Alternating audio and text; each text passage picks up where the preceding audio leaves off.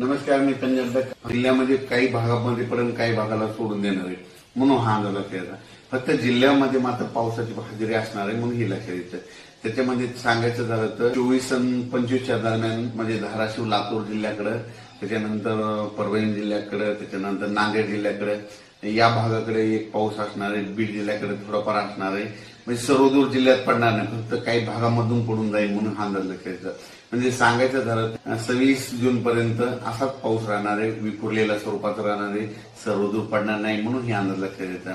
राज्यामध्ये आता ही जी वारं चालू आहे ते काही ठिकाणी 25 जूनला बंद होईल, काही ठिकाणी 26 जूनला बंद होईल आणि हे वारं बंद झाल्याच्या नंतर परत चांगलं पावसाचं वातावरण तयार होणार आहे.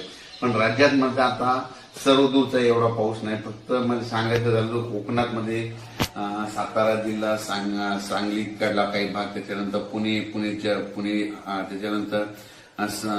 त्याच्यानंतर तसंच पुढं नाशिक पर्यंत, सिन्नर नाशिक पर्यंत ते पट्ट्यामध्ये कोकणाच्या कोकणपट्टीचा पट्टा मात्र ते पाऊस चालू राहणार आहे. तिकडचा पाऊस काही कमी होणार नाही म्हणून हा अंदाज लक्षात येतं.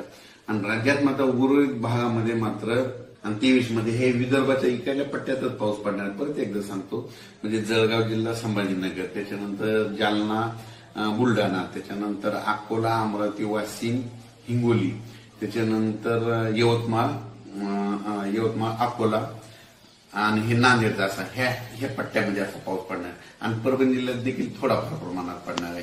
म्हणजे सर्वदूर पडणार नाही हे अंदाज लक्षात येतं. पण 23-24चा मात्र 23-24-25चा मात्र लातूर भागाकडे पाऊस असणार आहे. 23-24-25 लातूर जिल्हा, त्याच्यानंतर धाराशिव, त्याच्यानंतर नांदेड, परभणी, बीड ह्या भागामध्ये 23-24च्या दरम्यान पाऊस असणार आहे. सर्वदूर असा काही पाऊस नाही, फक्त जिल्ह्यामध्ये कुठेतरी अर्ध्या भागामध्ये येऊन जाईल म्हणून हा अंदाज लक्षात येतात. अचानक वातावरणात बदल झाला तर लगेच शेतकऱ्याला एक उद्या मेसेज दिला जाईल. धन्यवाद.